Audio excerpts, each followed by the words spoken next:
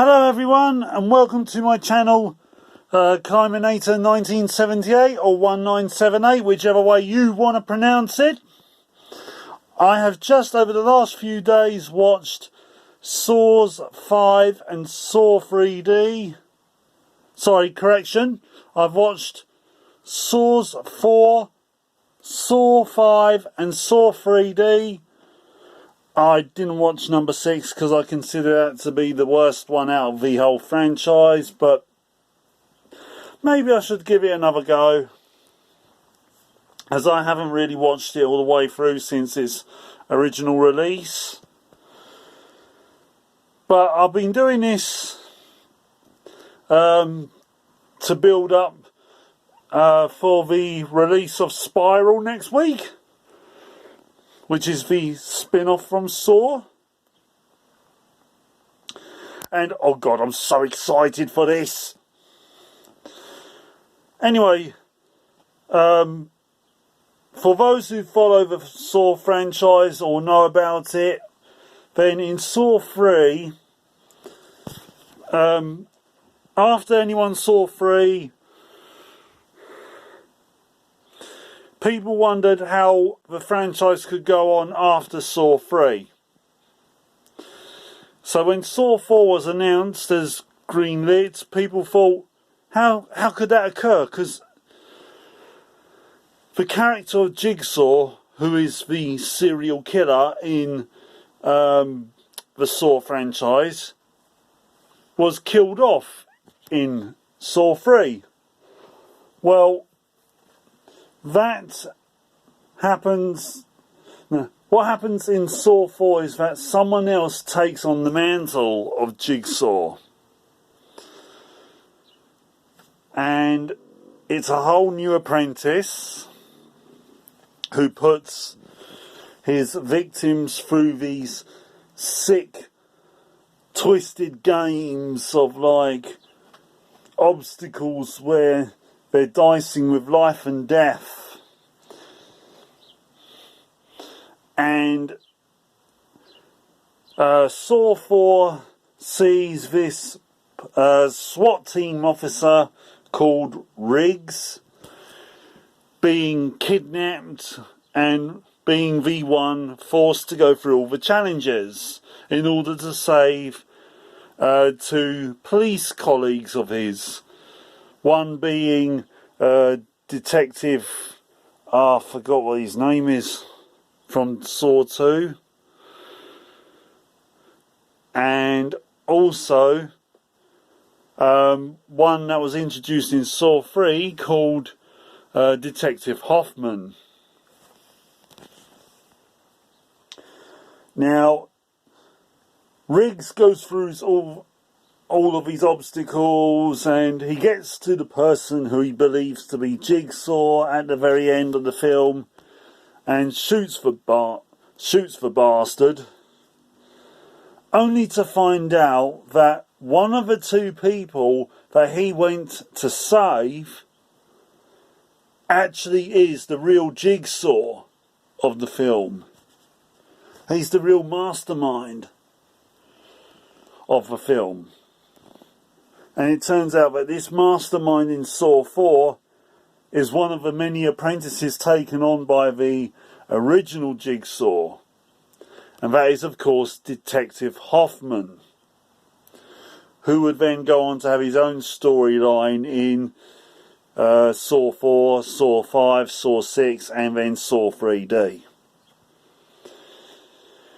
Now, in Saw 5, Hoffman's seen as, at the beginning of the film, a bit of a hero. He's seen as the one person who survived Jigsaw's traps by the press. However, the press don't know that it's actually him who set the traps up. But he begins to arouse the suspicions of FBI agent Strahm, who begins to investigate him. But Strahm gets a bit too intense with his investigation, and he starts to get obsessed with it. So he gets dismissed from the case just when a new game is set up where 5 other innocent people are, well, I say innocent, they're not really innocent because they're all involved in some kind of scandals. Anyway, Strahm feels compelled that he needs to bring Hoffman to justice because he knows that Hoffman is Jigsaw, but he needs to prove it. And by doing this, he can only do this by getting the original Jigsaw's ex-wife to talk furthermore, as he believes that she's hiding something. Now, Jigsaw's ex-wife, Jill Tuck, she's, pretty much in all installments from, I think, the second film onwards. But she gets more and more of a prominent role in Saws 4, 5 and 6, I think. And Strahm believes that Jill is hiding something, but he believes he can get her to talk. And I'm not going to reveal what happens at the end of the film, but it all boils down to Strahm versus Hoffman. And as I said, Hoffman's storyline goes on till Saw 3D, which is the 7th film. Yeah, so that has kind of spoiled it, I suppose. But I decided to skip number 6 for now, but at some point I'll do a full, thorough season review type of thing on all the Saw films.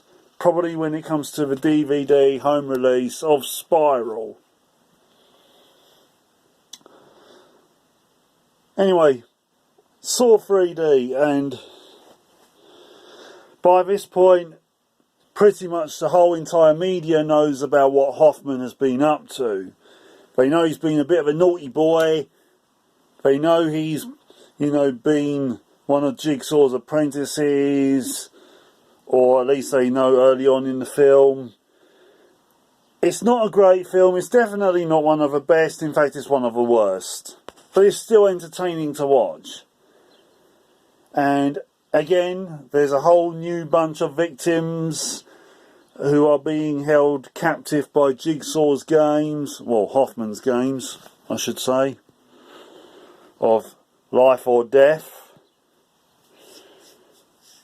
And I will say one thing for the Saw films.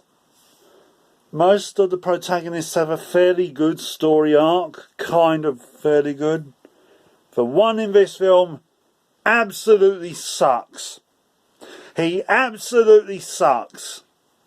He is not likeable. He's someone who has been posing as a surviving victim, a survivor of Jigsaw's traps from the past, and it turns out he has never been a survivor. He's a fraud.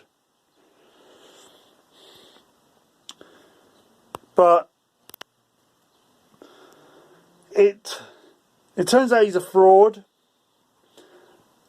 and he doesn't save one particular person in the film. Not one.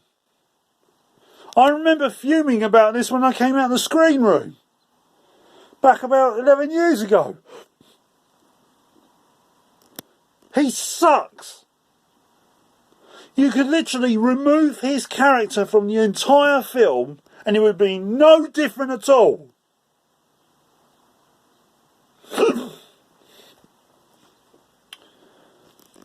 I'm sorry, but I can't even I can just about remember his name. It's Bobby.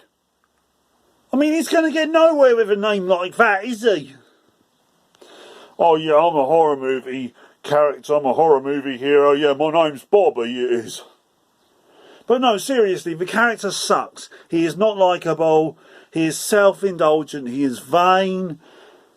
I wanted him to die, and thankfully he did, and he got a nice gruesome death. But I just thoroughly hated him. Because he was just the most stupidest character I've ever seen on film. Apart from that though, it's an entertaining film. And Hoffman finally got his comeuppance. He actually gets killed by a returning character to the franchise. Yes. A character that had been absent from all the films apart from the first film. So all in all, I forgot just how much I enjoy these movies. Yeah, there's issues with them, but I will do a full thorough review at some point very soon on each movie. Bye!